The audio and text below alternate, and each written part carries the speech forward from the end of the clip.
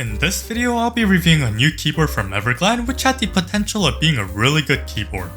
I'll be discussing some of the cool features about this keyboard and what prevents it from being an awesome board, so stay tuned and enjoy the video. Hello everyone, my name is Stormy and welcome to my channel. Everglide recently sent me their new SK68 keyboard kit, which is an aluminum 65% keyboard priced at $219. Inside the box you have your keycap and switch puller, USB-C cable, and some extra hot swap sockets, which is actually pretty awesome in case something happens with the ones on your PCB. And of course, you have your keyboard. I got the silver color because that was the only one in stock at the time, but they also have options for a purple and blue case. And I actually really like the color of the purple one. Normally this keyboard doesn't come with switches since it's a DIY kit, but Everglide was also kind enough to send out their Aqua switches pre-installed. And they also included some extra switches just in case, so big thanks to them. We'll talk more about the switches later on. The kit also comes with their choice of either polycarbonate or carbon plate, and I got the polycarbonate one with me today. There are a lot of cool features about this keyboard, and one of them has to be the stabs. They include their own Everglide V2 stabs that are pretty good out of the box. I didn't mod them at all, but the only one that had rattle was the spacebar, and I feel like that can easily be fixed with some lube and holy mod. Another thing that I like about this keyboard is the acrylic diffuser. I know that RGB is a debated topic in the custom keyboard community, but I am personally a fan of subtle RGB when it is on the sides like this. The keyboard also has RGB on the switches, but you can turn them off if you want and just have the RGB on the sides, which is what I did. Additionally, this keyboard can be used wirelessly through Bluetooth 5.0. I know that there are some of you out there looking for wireless options, but there honestly isn't too many when it comes to custom keyboards. So it was pretty cool to see this keyboard offered, especially with the really big 6000 mAh battery. Lastly, I really love these Aqua switches. These are a really smooth linear switch that comes in 3 different spring weights.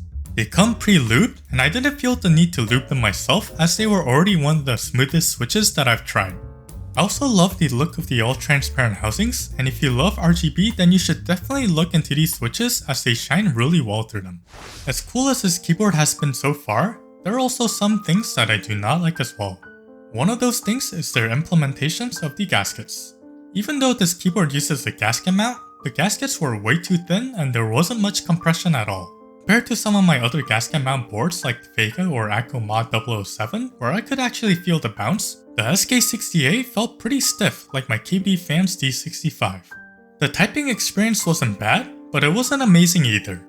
Another thing that prevents this keyboard from being amazing is the price.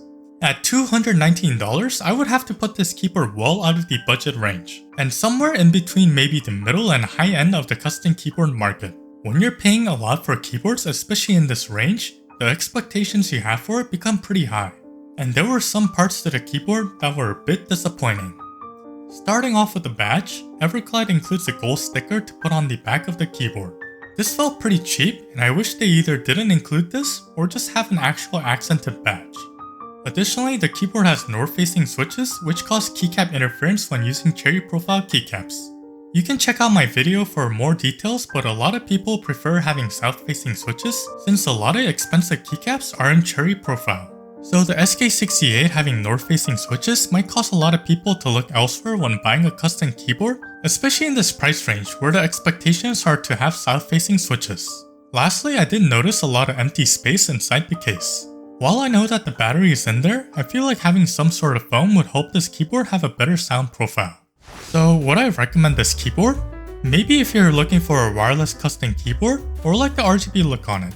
But overall, I think that there needs to be some improvements with the badge situation, and it needs to have thicker gaskets. And maybe the price should be lowered a bit too, because I feel like the value aspect isn't there for what this keyboard has to offer. But these are all my personal opinions, so let me know down in the comments how you feel about the board.